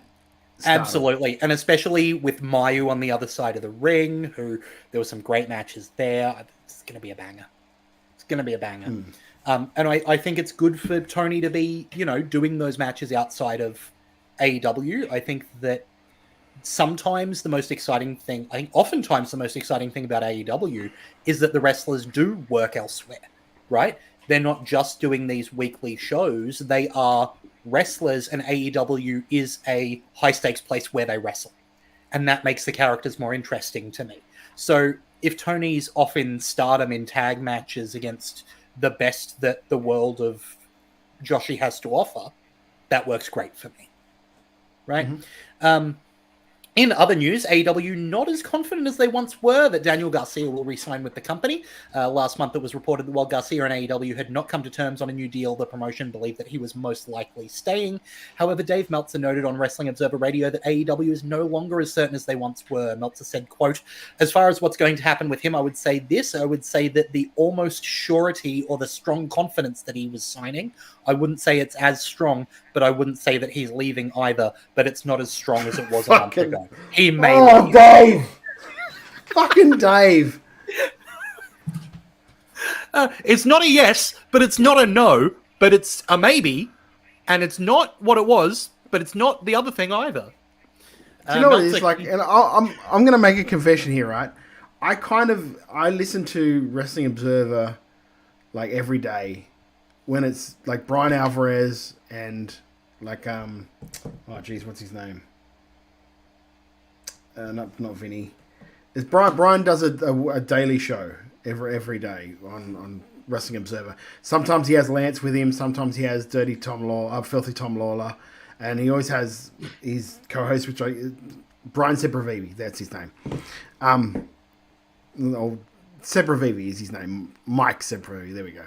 And I listen to them every day on my drive to work because it's actually pretty interesting. And then somebody put up, because I don't subscribe to Wrestling Observer, because that's not worth $15 for me. Somebody put up on YouTube a Wrestling Observer that Dave and Brian did. And holy fuck, like I understand now why Tony Khan can do those like press conferences and do 10-minute answers without saying anything, because that's what fucking Dave does. Dave, like Brian will say, Dave used to be indecisive, now he's not so sure. Now he's not so. He's exactly right.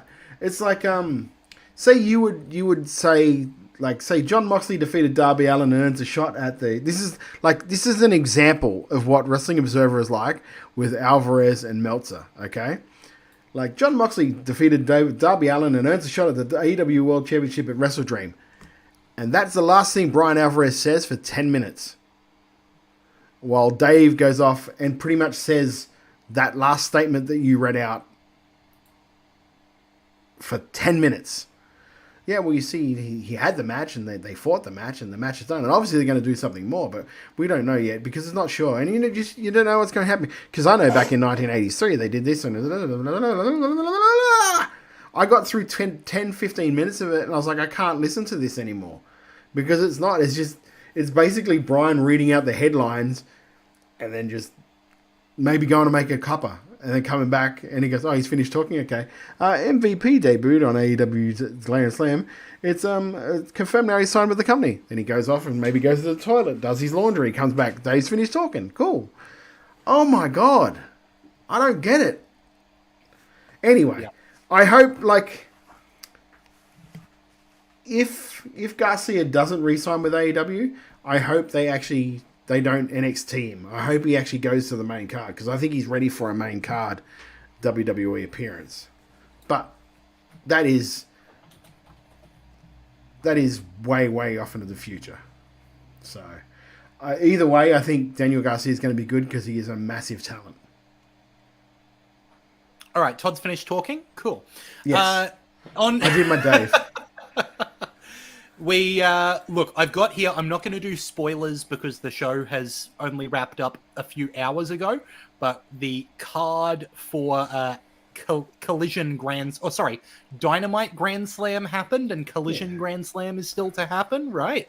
Yes. So I won't spoil what happened on Dynamite Grand Slam, but the card for Collision Grand Slam is currently Jack Perry's TNT Open Challenge, Brody King versus Action Andretti, a Tornado Trios match with Chris Jericho, Big Bill, and Brian Keith versus Orange Cassidy, Kyle O'Reilly, and Mark Briscoe. Sorry.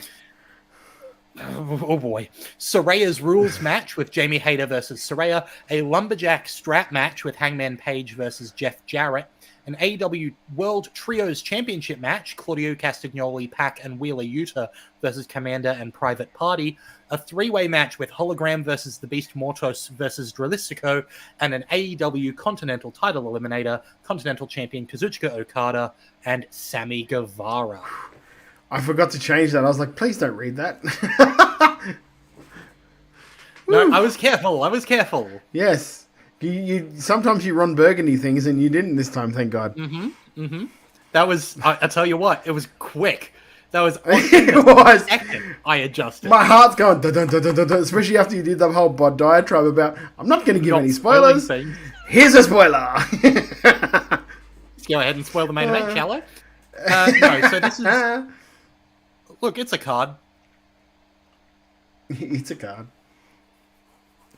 Look, is there more to say about it? Well, look, depending on what Okada shows up, him and Guevara would actually be a decent match. I don't think Jarrett will let Hangman book a silly match, so I think that's going to make sense, whatever they do in it.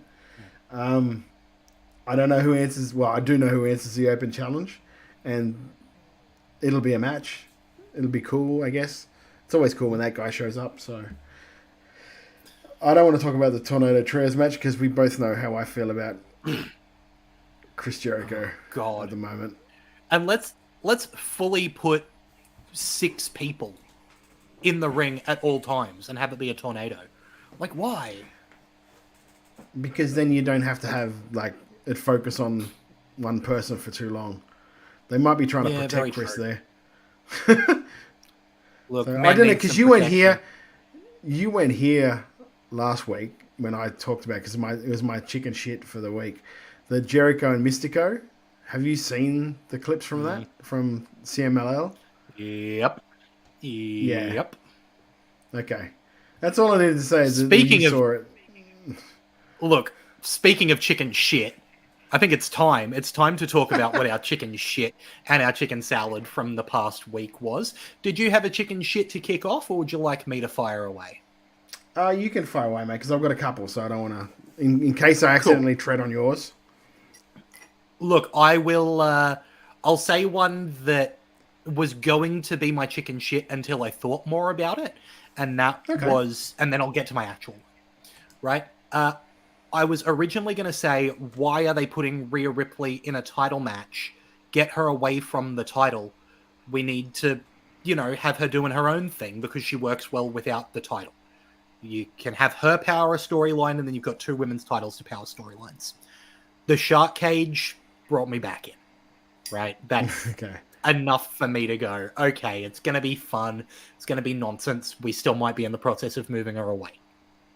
My actual chicken shit. Go on. What's up, Todd? No, you go. No, you go. I was going to say Sure. they kind of had to have the match because they can't just have her go away from Liv now. Yeah, I guess. Andy, just in the chat, says chicken shit. All of the dozens of amazing wrestlers in Australia and MCW are putting 2 non-wrestlers that no one cares about in their Fight to Survive main event. Was Classy Ali a Trojan horse to make them look better? We will talk more about that in the future. Next week. I am going to talk about something that came out of the Mr. McMahon documentary. And sometimes people say things, and I know that you don't... Look, being a great wrestler is not about being a genius, right? But sometimes you say things that are so dumb that I go, huh? And so when Stone Cold Steve Austin claims that he is, quote, not a CTE guy, just don't believe in it, it boggles my mind, because I understand that he avoided concussions while he was a wrestler. He didn't get too many, right? He broke his neck, right? Wrestling has taken a toll on his body. Well, technically, he didn't break it. Owen broke it. Owen broke it.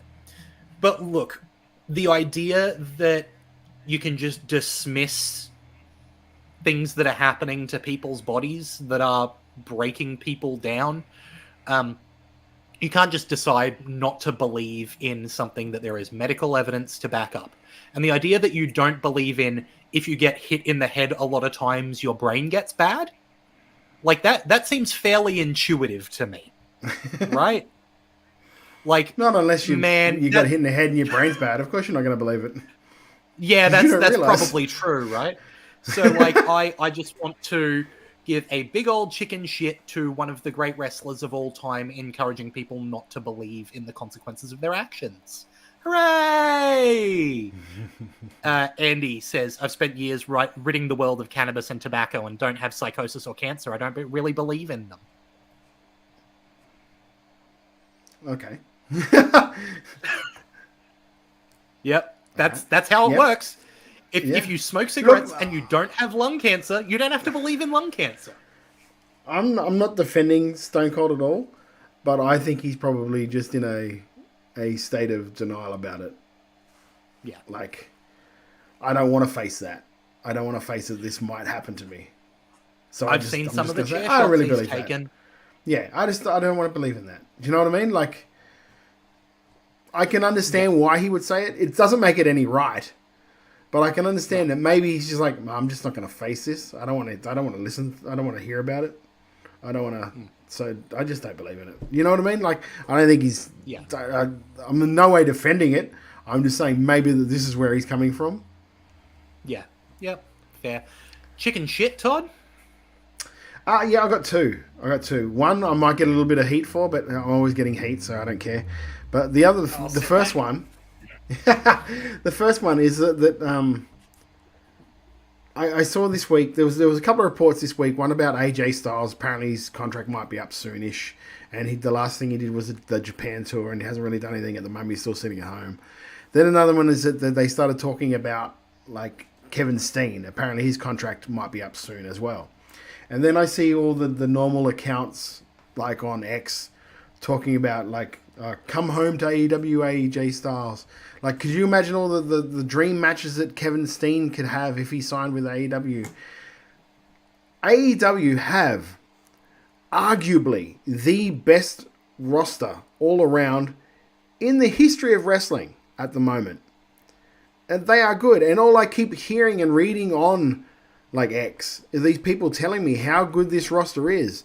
So why in the world of fuck do you want to keep bringing people in to clog that upper card? And this is the reason why guys like, I won't say Ethan Page because he was never really going to write. He was never really going to go any further than what he was, unfortunately, in AEW. But these are the reasons why guys like Daniel Garcia and help me out. What's his name? He's not wrestling at the moment. Was with Big Bill, Ricky Starks. The reason why guys like him and Garcia might be considering going to WWE because they keep seeing all these guys getting signed and coming in and just automatically getting slotted above them, and they don't see any growth there. Like, no offense to him, and I like Bobby Lashley, and I like MVP, and I like Shelton Benjamin, and I like Kevin Steen, I like AJ Styles. They don't need to be in AEW. AEW are a young company. Go with your young guys. They're fucking good. So give them a chance and don't clog the upper card with these dudes. If you are John Silver, how much does it feel to see Jeff Jarrett working every week? Yeah. Especially with how over Silver was at one time. Yep. He was one of the most over people on a Dynamite episode. And now he's what? Jerking the curtain for Ring of Honor tapings? Mm-hmm. That's depressing because, I like John Silver. I thought he was great. There was a point in time there where I would have wanted him to be the TNT champion because I just saw it. I believe I got really upset when I think the Bucks dudded them out of a tag title match because it was like you run with those two guys because like Silver and Reynolds, they were over as a tag team. Love them. I love fucking Silver's whole gimmick. But yeah, you're 100% right about it. I'm just having a look. Sorry, Nicholas says Ricky Stark has been medically cleared all and has had all of 7 matches. They wasted him so bad. They really have. Dark Order has become a other than really the depressing tribute band. Go on. Yeah, Sorry, right now I'm just looking at the match history of Scorpio Sky, who, remember when AEW started and he was like a hot shot in one of the biggest stables that they had, and he was early champion and first tag team champion. Yep, exactly. And I'm having a look, and I don't know if he's injured because he hasn't had a match since he did a promo October a couple of weeks ago. Yeah, the last time he was Private Party. Yeah, the last time he was on AEW TV, he got beaten on Collision by Andrade. Right? Oh, okay. So, that's how long ago it's been since he wrestled a match on Collision. I do know, and not defending him, but I do know he has had a horror run with injuries. Yeah, but this is that's where he was. He was losing to. There's one cage match page, where he was working with AEW. That's where it's at. Yeah. So it's, and look how his old partner Ethan Page is doing now for contrast. Yeah, you're exactly right, Nick. Anyway, that's okay. Our chicken shit is out of the way. No, I've got the one more that I might get heat for. Oh, you've got the. Hang on, I'll turn my microphone off. Yeah. Hey, do you want me to play my fucking? Do you want me to play my stinger? Because that'll help. That'll help you stay out of trouble. This is Views from the East. The opinions of Todd Eastman are his alone and do not necessarily reflect Wrestle Radio Australia. There we go. Look, I am all for, when you see tryouts for wrestling schools, I'm all for them saying, look, it's a $50 tryout fee because they're coming to the school to do the tryout. So you've got to pay the rent eventually. Realistically, you've got to pay the rent. You've got to keep the lights on when it comes to that. What I don't get is charging $85 for people to come to a venue that is already being set up for a show that night to do a tryout for something that they would have to spend a hell of a lot more money to do if they got accepted to the tryouts. I'm just gonna say it's like New Japan Tamashii. They did a tryout for the Fale Dojo tryout sort of thing, and they were there to pick them. And if they got picked, then they could go to New Zealand to train at the Fale Dojo, which is also, you got to think, flights, accommodation, and then to pay for the actual school. So that's a lot more than $85 on top of that. I think it's pretty rich that you're trying to charge them $85 to do that tryout, because you've already hired the venue and you've sold tickets to the show that night. That ring is just sitting there. Yeah, I just think it's shitty. It's shitty. Like, charge them fucking $20. $85 is extreme. It was both, Keanu. It was to be on a show that's not been named, there's not a date for it yet, anything like that. But it's basically a tryout for the Fale Dojo, as far as I could tell. So yeah, I just think that is shit. So yeah, there we go. If I get heat for this, I get heat for this. I don't care. I just think it's wrong that when I see people, it feels like people taking advantage of their own workers, which is what it felt like for me.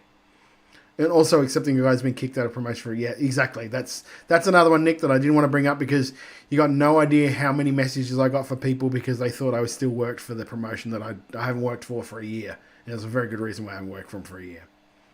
So yeah, that's my chicken shit. Don't fuck over your workers. Anyway, and I'm not going to make any comments on that. Just knowing Nick in the chat, I'll say that I, from personal experience, have seen Todd work around working with particular people for a long time, often before many people are aware of things that are going on, right? There has to come moral decisions with any organization that you're running, right? You have to really think about the choices you are making with the people you bring into your company. And if you've heard things about them, you need to make choices about that. That's all I'm going to say there. Moving on to some more positive stuff, it's time for chicken salad. And I've got an AEW chicken salad this week. What? So, and it's someone that you may not normally expect to hear me gushing about. I think Hook did something awesome on AEW TV when he retired the FTW championship and gave it back to his father. We're reducing the number of championships on AEW television. We are resolving this storyline with the title, right? We had Taz bring the title in, and it mattered for his little conglomerate that he had. And then there was some feuds back and forth, and then Hook won it and went, "This belongs with my father."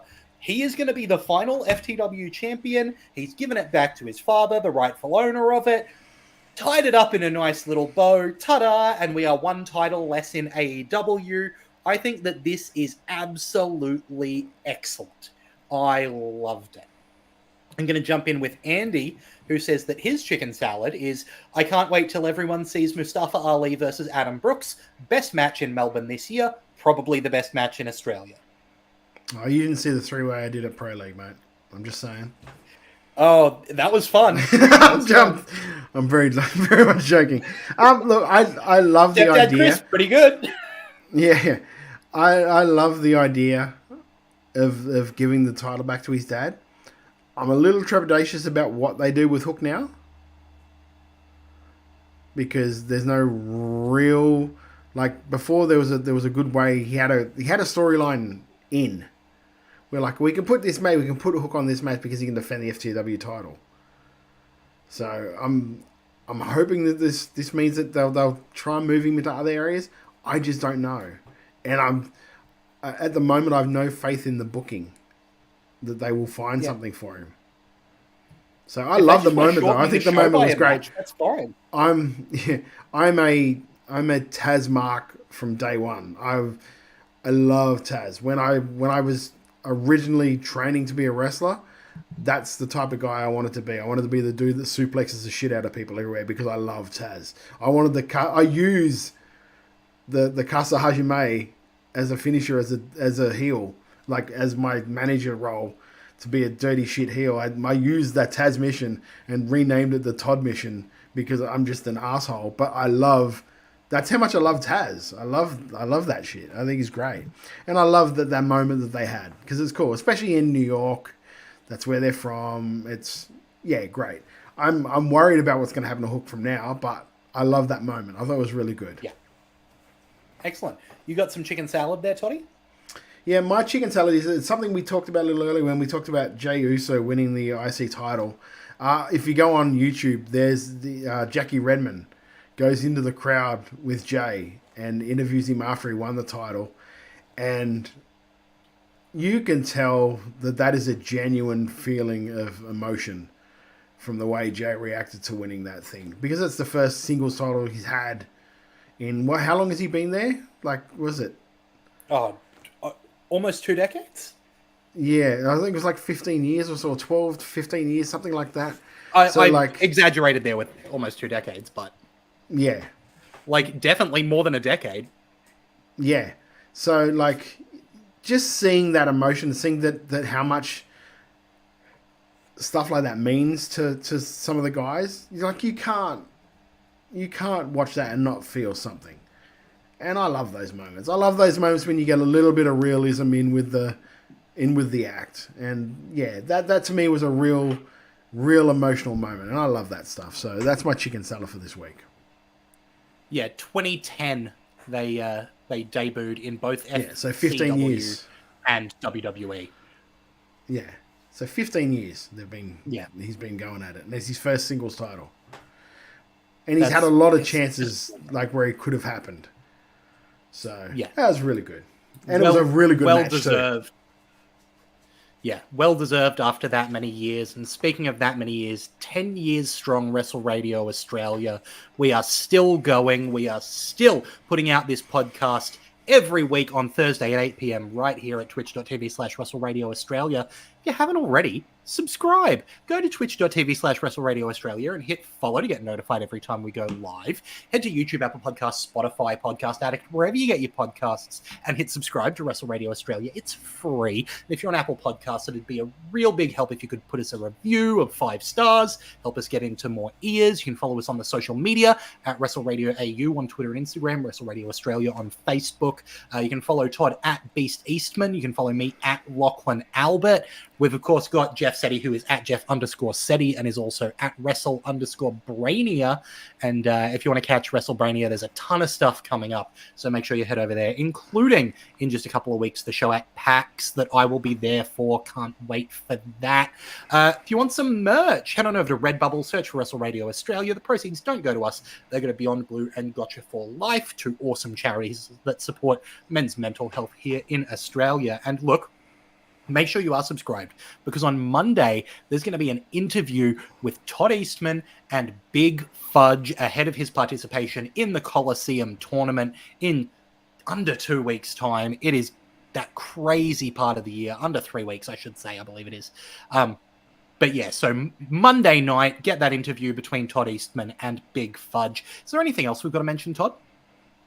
No, I don't think so. Just go out and support your local shows. Like if you're in Melbourne, I know the grand finals this weekend, but you've got the Sunday off. So I don't know is there a long weekend in Melbourne this weekend for the grand final? Do you guys have long weekends for? Because I know for the NRL grand final we have a long weekend up here in Queensland. Do you guys have a long weekend in Melbourne for the granny? Yeah, we do. We have the Monday off after the granny every year. It's not for the grand final, but it just happens to fall. It just happens to be, yeah. Yeah. They schedule the grand final before the long weekend? I think so, yeah. Yeah. So, good way to do it. I don't know. So, but yeah, if not, but get to wrestling. Renegades, because that is going to be a great show when you look at it. Like, Katie Lux and Aisha, that'll be a really good match. Jarvis and Mitch Waterman will be... That's got Show Stealer all written all over it, to be honest with you. Absolutely. You get the continuation of what's going on with Gino and Lockie, so we'll get to see that a bit more. I like we didn't really talk about it in depth, but you've got that 4-way contendership match for the Ring of Honor tag titles, and I'm a low key fan of Overkill. I think that given the right the right situations and the right push, they could really do something in the tag team division. So I'm kind of hoping that they maybe score a bit of an upset and go for it. But I know it's very much a long shot being who the tag champions are. Yes. So I've got a feeling it might be Camby. I got a feeling it might be Catherine Camby for some reason. Just a feeling in me waters. Well, that's interesting considering where Kava sits in terms of, you know, the whole ambush storyline going on. So, yeah, that'd be an interesting choice. But yeah, and if you're in Melbourne, go and check them out.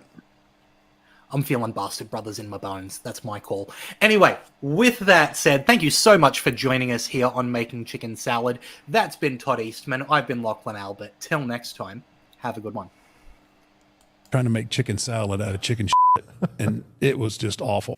I've turned chicken salad into chicken shit. I will continue to do so. Here I was, blaming AEW for feeding you chicken shit, knowing you mindless millennials would be eating it up as if it were chicken salad, when it's really been your fault all along. Make chicken salad out of chicken shit.